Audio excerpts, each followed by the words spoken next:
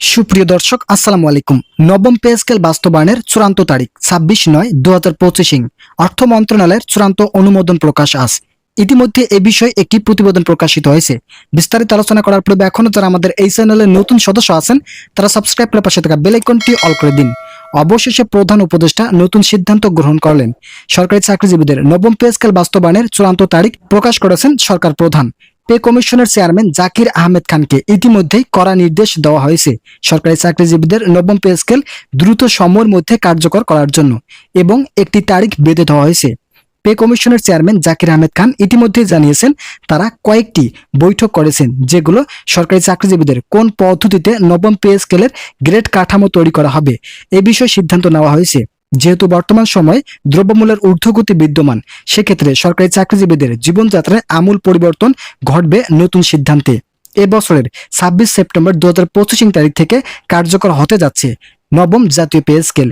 এই ঘোষণার মাধ্যমে সরকারি চাকরিজীবীদের জীবনযাত্রায় এক নতুন অধ্যায় শুরু হতে যাচ্ছে, যা শুধু তাদের আর্থিক স্বস্তি নয় বরং পুরো প্রশাসনের কাঠামোকে বদলে দিবে। ভিডিওটি চলাকালীন সময় এখনো যারা আমাদের এই চ্যানেলের নতুন সদস্য আছেন তারা সাবস্ক্রাইব করে পাশে থাকা বেল আইকনটি অল করে দিন। প্রধান উপদেষ্টা এক জরুরি সংবাদ সম্মেলনে বলেন, এবার শুধু বেতন স্কেলই নয়, এর সঙ্গে যুক্ত হচ্ছে নতুন কয়েকটি ভাতা যা সরকারি চাকরিজীবীদের নবম পে স্কেলের সঙ্গে একত্রীকরণ করা হবে। কেননা 2015 সাল থেকে সরকারি চাকরিজীবীদের যে বেতন দেওয়া হয়েছে এই বেতন অত্যন্ত কম, বিশেষ করে দীর্ঘ 10 বছর আগের বাজার দরের সঙ্গে 2025 সালের বাজার দর সীমাহীন বৃদ্ধি পেয়েছে। প্রধান উপদেষ্টার নির্দেশে নতুন কাঠামো অনুযায়ী প্রত্যেক গ্রেডে নির্দিষ্ট ভাতা নির্ধারণ করা হবে। সবচেয়ে বড় পরিবর্তন থাকছে গ্রেড সংখ্যা কমানোর বিষয়টি। যেহেতু পূর্বের 20 গ্রেড কমিয়ে 12টি গ্রেড রাখা হয়েছে, সেক্ষেত্রে সরকারি চাকরিজীবীদের বেতনের বৈষম্য অনেকটাই কমে যাবে। তৃতীয় ও চতুর্থ গ্রেডের কর্মচারীরা প্রধান উপদেষ্টার কাছে আবেদন জানিয়েছেন আগামী ডিসেম্বরের মধ্যে নবম পে স্কেল কার্যকর ঘোষণা করার জন্য। অবশেষে তাদের সিদ্ধান্তের উপর নির্ভর করে নবম পে স্কেল বাস্তবায়নের চূড়ান্ত সিদ্ধান্ত গ্রহণ করা হয়েছে। প্রধান উপদেষ্টা যেহেতু প্রজ্ঞাপন প্রকাশের বিষয় জাকির আহমেদ খানকে নির্দেশ দিয়েছে, সেক্ষেত্রে আগামী ডিসেম্বরের মধ্যে পে কমিশনের সদস্যরা রিপোর্ট জমা দেবেন। ভিডিওটি চলাকালীন সময় আপনাদের কাছে বিনীতভাবে রিকোয়েস্ট করতেছি আপনারা অবশ্যই চ্যানেলটি সাবস্ক্রাইব করে ভিডিওটি কন্টিনিউ করুন। জাকির আহমেদ খান বলেছেন, আমরা যে পদ্ধতিতে নবম পে স্কেল কার্যকর করতে যাচ্ছি যা পূর্বে কখনো কার্যকর হয়নি।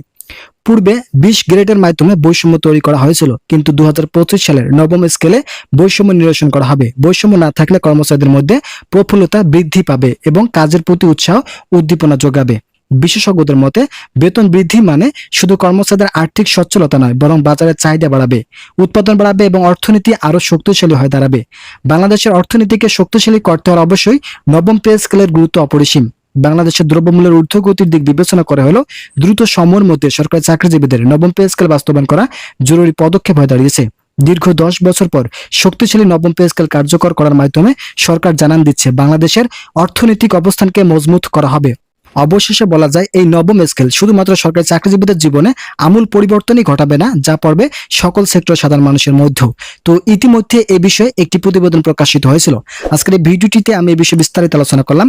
আশা করি ভিডিওটি থেকে অনেক উপকার পেয়েছেন। যদি উপকার পেয়ে থাকেন তাহলে অবশ্যই চ্যানেলটি সাবস্ক্রাইব করে পাশে থাকা বেল আইকনটি অল করে দিন।